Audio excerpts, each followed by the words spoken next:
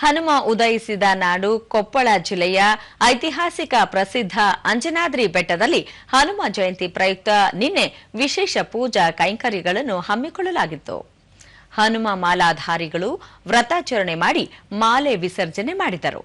ಬಿರು ಬಿಸಿಲಿನ ನಡುವೆಯೂ ಸಾವಿರಾರು ಭಕ್ತರು ಬೆಟ್ಟ ಹತ್ತಿ ದೇವರ ದರ್ಶನ ಪಡೆದರು.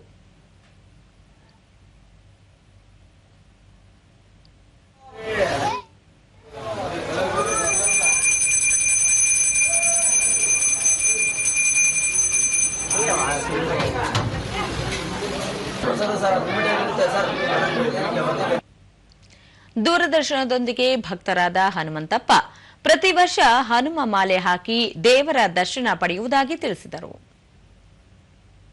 ದರ್ಶನ ಮಾಡ್ಕೊಂಡು ಹೋಗ್ತೀವಿ. ಹನುಮ ಜಯಂತಿ ಎಲ್ಲ ಬಿಟ್ಟು ವಿಶೇಷ ಹಂಗಾಗಿ ದರ್ಶನ ತಗೊಂಡು ಹೋಗ್ತೀವಿ. ನನ್ನ ಮನಸ್ಸ ಏನಪ್ಪ ನಾವು ಹೋಗ್ಬೇಕನ್ನಿಸ್ತು, ಯಾರನ್ನ ಹೇಳಲ್ರು ಬಂದು ನಾವು ದರ್ಶನ ಮಾಡ್ಕೊಂಡಿವಿ. ಮತ್ತೋರ್ವ ಭಕ್ತರಾದ ನೇಮಕಾತಿಯಲ್ಲಿ ಆಯ್ಕೆಯಾಗಿದ್ದು, ಹಾಗಾಗಿ ದೇವರಿಗೆ ಪೂಜೆ ಸಲ್ಲಿಸಿರುವುದಾಗಿ ಹೇಳಿದರು. ನಾನ್ ಬರ್ತಡೆ ಸರ್, ಒಂದ್ 500 ಮೆಟ್ಟಲ್ ಇದ್ದೇನ ಸರ್. ಹತ್ತು ಮುಂದ್ ಬಾ ತ್ರಾಸ ಆತ್ರಿ, ಬಂದ್ ದರ್ಶನ ಮಾಡ್ಕೊಳ್ಳೆ ಬಾ ಶಾಂತ. ಭಕ್ತರಾದ ಸರೋಜಾ ಕುಟುಂಬ ಸಮೇತರಾಗಿ ಆಗಮಿಸಿ ದೇವರ ದರ್ಶನ ಪಡೆದಿದ್ದೇವೆ ಎಂದರು. ಅಂತ ಬಂದಿದ್ವಿ, ಚೆನ್ನಾಗಿದೆ. 570 ಮೆಟ್ಲು ಹತ್ತು ಬಂದಿದ್ವಿ. ಊಟ ಆಯ್ತು, ಪ್ರಸಾದ ಸಿಕ್ತು, ದರ್ಶನ ಚೆನ್ನಾಗಾಯ್ತು. ನಾವೆಲ್ಲ ಬಂದಿದ್ವಿ, ಅಮ್ಮ, ಚಿಕ್ಕಮ್ಮ, ಚಿಕ್ಕಪ್ಪ, ಮಕ್ಕಳು ಎಲ್ಲರೂ ಬಂದಿದೀವಿ. ಬರ್ತಿದೀವಿ, ತುಂಬಾ ವರ್ಷದಿಂದ ಬರ್ತಿದೀವಿ.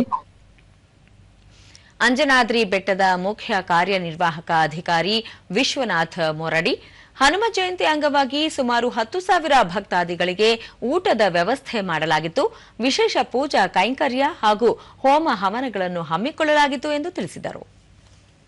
ನೇಮಕ ಮಾಡಿ ಬೆಳಗ್ಗೆ ಎಲ್ಲ ಭಕ್ತಾದಿಗಳಿಗೆ ಈ ಒಂದು ಹನುಮ ಜಯಂತಿಯ ಒಂದು ಅಂಗವಾಗಿ ಎಲ್ಲ ಕಾರ್ಯಗಳನ್ನ ನಾವು ಮಾಡಿದ್ವಿ.